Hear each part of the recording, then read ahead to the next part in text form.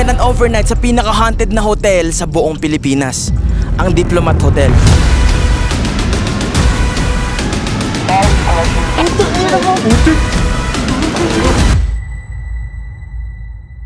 Na-establish ang building na to noong 1913 ng mga Dominican at ito ang nagsilbing retreat house nila dito sa Baguio City. Pero noong World War II, ginawa itong taguan ng mga tao laban sa mga Japanese. Pero eventually, nasakop rin to ng mga Hapon. At sa kanilang pagsakop sa lugar na to, nangyari ang mga matitinding pagpapahirap, pangre-rape, torture at massacre. Maski pare, madre ay wala nilang awang pinatay. At pagdating naman ng 1970s, nirenovate nila ito at ginawang hotel. Pero hindi nagtagal at napasara rin ito at naiwang abandonado. And the most creepy part is, dahil naabandona ng matagal, naging pugad ito ng mga espiritong hindi matahimik dahil sa hindi makatarungang ginawa sa kanila. Pagdating namin sa lokasyon, nag-alay agad kami ng dasal, kandila at atang bilang respeto at paalam sa mga yumao. Bawat sulok ay hinagisan namin ng barya alinsunod sa mga paniniwala ng mga matatanda. In-interview na rin namin yung guard upang magbahagi ng kanyang karanasan tungkol sa lugar na to. Kuya, gaano na po kayo katagal na nagbabantay dito? Mga 5 months lang. Kamusta naman yung pagbabantay? Natatakot din po ba kayo minsan? Okay naman po, kung minsan may nagpaparamdam.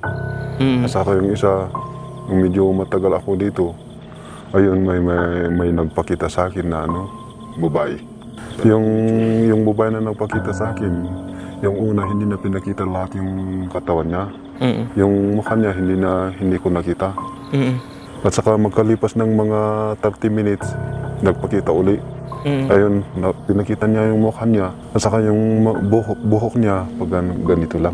Wala naman ginawa sa akin, mabait naman yung babae na yun.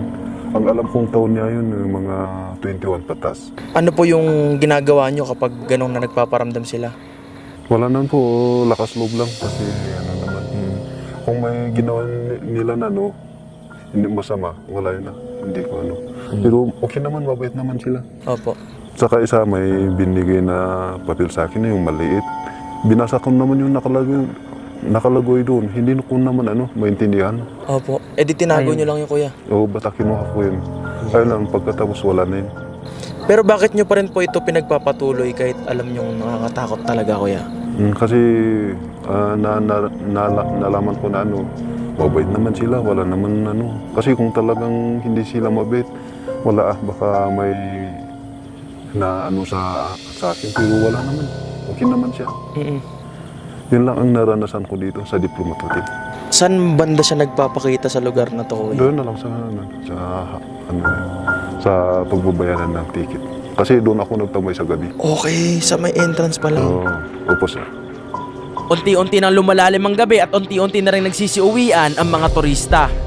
Nagtanong na rin ako sa guard kung pwede bang sa loob maglatag ng tent, pero ang sabi nila, Nasa bawal sa loob ng building kasi marutok sa loob ng building. opo. Daming naktrap sa loob ng Dahil hindi kami pinayagan makapaglatag sa loob, naghanap na lang kami ng panibagong spot kung saan pwedeng maglagay ng gamit. Pero bago kami maglatag, may napansin akong parang tumakbo na nanggaling sa puno.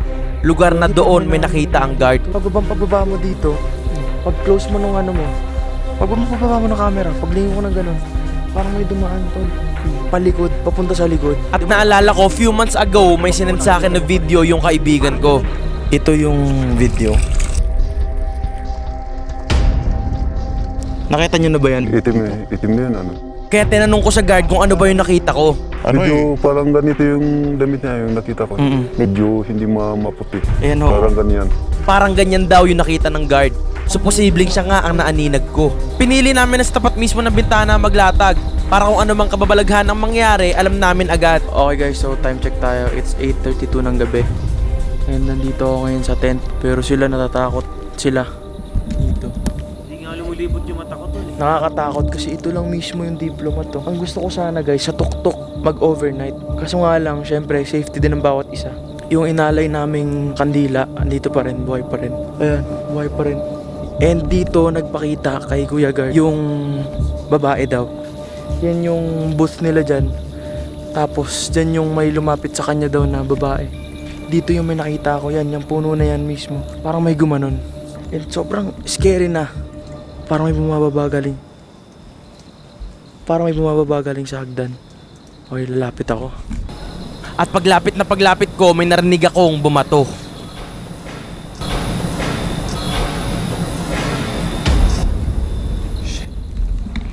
Shit. Lumalalim na ang gabi at kumakapal na ang hamog. Nakaupo ako sa gilid na may marinig akong batang umiiyak. Narinig mo yun? May umiiyak na parang bata.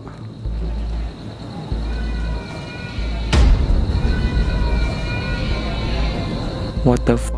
Nanggagaling ang tunog sa loob ng hotel at nakakapagtaka kung bakit may bata doon. Una sa lahat ay wala na ibang tao kaming kasama sa loob at bawal na rin doon pumasok. Creepy na dito, guys. 9:30 may dumating kaming kaibigan na taga Baguio. Pinayagan namin siya sumama dahil gusto niya rin daw na makita kung totoo ba ang haka-haka sa lugar na to. Mamaya, pahinga ka muna, tol. Pahinga ka muna. Sama kita. Relax ka muna. Relax ka muna dyan. Na-curious kami kung ano na kaya itsura sa loob ng Diplomat. Kaya nilapitan namin to. Tiningnan namin yung loob, ngunit sa pinto pa lang, mabigat na sa pakiramdam. Ito yung loob, guys. At sa pagsilip namin na to ay dito na nag-umpisa ang lahat ng kababalaghan.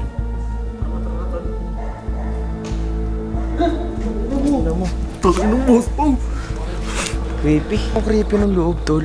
So what I'm planning, 10 PM, explore natin hanggang doon na sa dulo. Tapos by 12, iikutin ko to. And by 3 AM, mag-ghost radar ako dito, guys. Alas 10 noong mag-iikot na ako nang may maamoy akong kakaiba. May sampagita. May sampagita dito, tol, oh. May sampagita dito. Halika kayo dito. It's 9:59. May sampagita. Ayun, oh. Paglapit namin. Oo. May bulaklak. Ano, may sampagita? May bulaklak. Wala naman sampagita rito. Ang aming naaamoy ay biglang dumarating at nawawala kaya medyo napapaisip kami sa mabangong amoy na yon. Wala na amoy sampagita, tol. Wala na, tol. Parang dumaan lang, so iikutin ko to pababa. May radio kami dito, ito yung communication namin sa kanila. Tara. Check. So huwag kayong magsasalita kung walang updates, ha. Tol, ayun na amoy sampagita ulit. Ayun na, mas malakas dito, pre. Mas malakas dito yung amoy ng sampagita, men. Dito talaga. Ang bango. Hindi naman to. Hindi rin yan. Habang nililibot ang paligid, hinahanap namin ang pinanggagalingan ng amoy. But it turns out, wala kaming makita na sampagita o puno ng ilang-ilang na nakatayo dito. Hindi. Walang amoy eh. Wala na yung amoy dito eh. Wala na yung amoy dito. Pero iba yung amoy dun eh. Iba yung amoy dun sa may guardhouse. Tinatry namin hanapin yung amoy. Pero hindi namin matrace kung saan. Kasi walang puno dito ng sampagita o ilang-ilang. Ayun o. Ayun o. Ayun, pre. Diba? Dito. Diba? Dito. Dinadaanan lang kami ng amoy. Inamoy namin lahat ng bulaklak. Tinignan ko lahat ng puno. Wala akong nakitang sampagita o ilang-ilang. It's just may sumusunod na amoy. Na yun yung amoy niya. Kung may puno ng ilang-ilang dito, dapat buong paligid mabango, hindi yung isa lang. Ito nga, walang halaman, oh. Wala man lang ka-flower, oh. Tingnan nga natin kung hanggang dulo may amoy. Chinek namin hanggang dulo, baka doon nanggagaling ang amoy. Pero pagdating namin, walang ganun dito. Ito yung kaparehong puno nang nandun, eh. Diba? Kinikilabutan ko kasi yung feeling talaga iba sa pakiramdam, tol. Alas 10 pa lang, tol. Paano pa kaya kapag alas 12 na? Alas 3. Tsaka alas 3, men. Paupo pa lang ako para magpahinga. Pero pagpatay ng camera, biglang tumunog yung radyo namin. Nagsalita dito habang chine-check mo ito. Oh, mic check. Iba yung boses. Iba. Putik sa'yo. Hindi na ko wala. This time sigurado akong entity yun. Naisip ko na baka may gusto silang iparating kaya gumawa ako ng paraan. Niligay ko ang isang radyo sa pintuan ng gusali at yung isa naman ay nasa tabi ko. At maya-maya lang, ito ang nangyari. Kung may gusto kong sabihin, willing kaming makinig.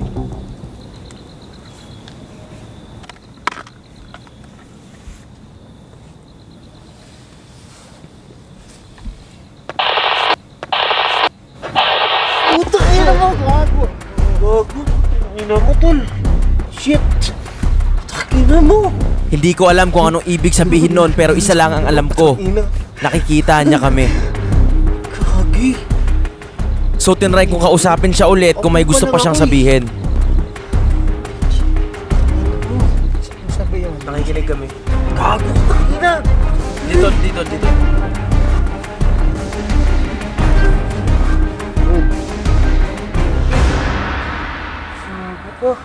Pero this time, hindi na siya nagsalita. Hindi, huwag kayo matakot, tol.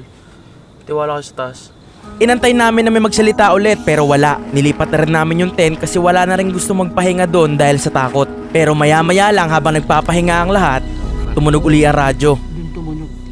Naka-rolling kayo nun? Oo, may naka-rolling. Hindi. Sabi ko, di ba sabi tinanong kita? Walang may nakabukas na kamera nang mangyari yon. Kaya naisipan ko na mag-set up na ng GoPro na magdamag naka-on.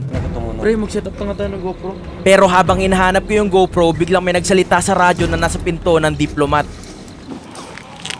Uy, Napol! Uy, Napol! Uy, Napol! Putang ina mo, tol! Maya-maya naman sa radyo naman namin may nagsalita. Tol!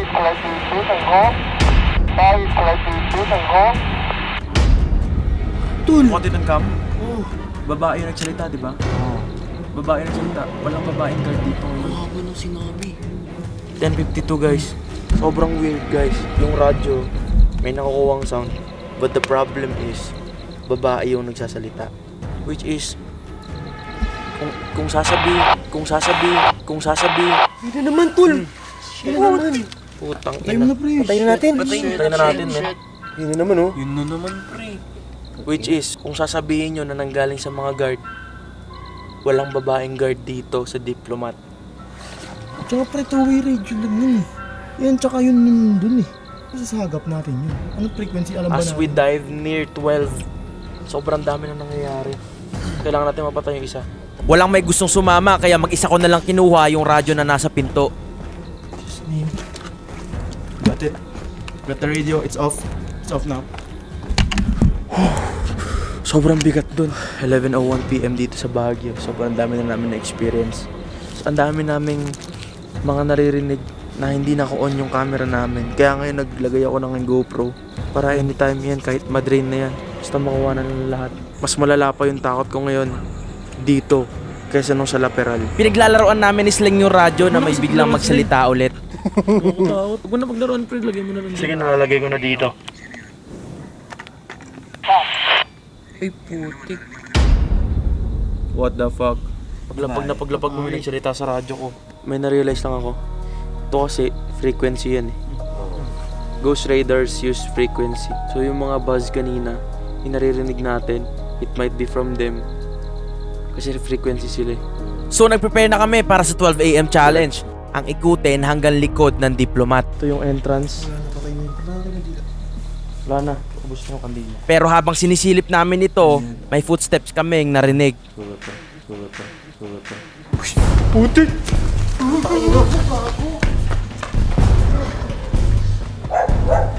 At maya-maya lang, isang tunog ng kadena naman ang aking narinig.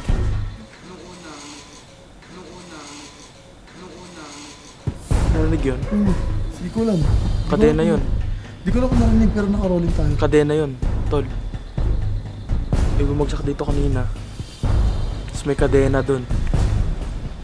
Chain yun, tol. Malinaw. Tinuloy namin ang pag-iikot hanggang sa makarating kami sa likod. Nakakatakot talaga at bigla kami nagulat noong mag-corrupt yung ibang footages ni Elijah at biglang nagloko yung bagong-bago na camera niya. Yung clip ko, butik na wala ata. Siya, nag-off siya kanina. Bumalik, ngayon nag-off na, hindi na bumabalik. Nagluloko ng camera mo. Bago lang yun. Hindi to nagluloko. Ngayon lang. Oo, ngayon lang, promise. Nag-off? Ayun, off siya. Full charge niya kanina, tol. Oo, pre, full charge to. Oh, Ayun. yun o. Yan, mag-off na. Butik. Okay na ulit. Yun, bumalik na. O, di ba, naka-on siya kanina.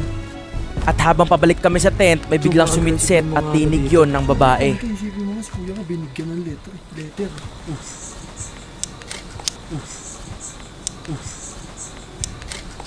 Ano yun? Ano yun?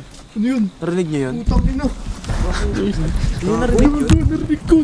Putang ina. Hindi, Sit yun eh. Sit yun. Parang nasa kabilang natin. Narinig ko, pre. Pre, narinig ko. Narinig ko rin yun. Yung dalawa. Hindi ba kayo may sit? Baka nanditrip kayo. Ba't kami sisit-sit? Ang yun, takot na nga kami. Natatakot na ang lahat at biglang umambon. Pwede dito tol, umambon tol. So no choice kami kundi pumasok lahat sa tent at dito magantay ng 3 AM. Tent gaming. Magtiwala lang tayo sa tent tol.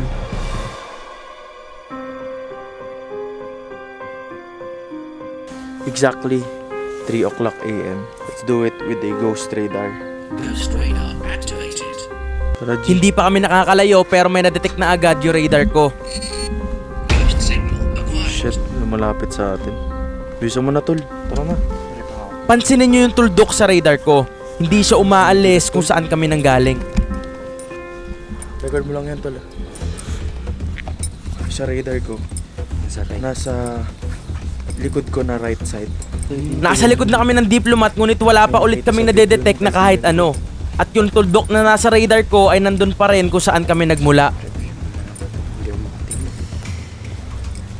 Makakaikot na kami at lahat ngunit yung tuldok na nagsisimbolo ng lokasyon ng espiritu ay nandun pa rin. Dito na tayo. Hindi siya umalis. Sa harap natin. What the fuck? Tingnan mo to, tol. Tingnan mo to. To. Tundot. Tingnan mo kung saan nakaturo. Nakaturo mismo kung saan siya nagpapaamoy. At kung maaalala nyo, dito ako nakaaninag ng tumakbo palikod. Ang amoy ng sampagita, dito may sumitset at dito may nakita ang guard. Ngayon, dun sa guardhouse na yan, dyan tayo may naaamoy kanina. And yung signal ng ghost radar ko, dyan yung tinuturo ngayon. What the? Oh, putik na yan. Nawala yung signal ko sa espiritu. Ibig sabihin, umalis siya. At nang makabalik na kami sa tent, biglang... Tingnan ko nasa yung signal natin. Okay, nasa likod natin. Nasa likod natin. Tingnan mo dito. Dito mo tingnan. Nasa likod natin. Ayan o. Doon talaga tinuturo. Ito. Tingnan mo dito sila. Ayan tol o. Saan tinuturo? O, tingnan mo kung ano nasa likod natin. Boot. Yung spirit na malakas ngayon nasa boot. Mapait ang dinanas ng mga taong namatay sa lugar na to. Kaya kung sila man ay nagpaparamdam, siguradong dahil yun sa galit at hustisya na sa kanila ay hindi na ibigay. Ano man ang misteryo na bumabalot sa lugar na ito ay hindi na natin dapat pang alamin. Naway sa mga susunod na panahon ay matahimik na ang kanilang mga espiritu at sa susunod na henerasyon pinapakiusap ko na naway ingatan nyo ang makasaysayang lugar na to.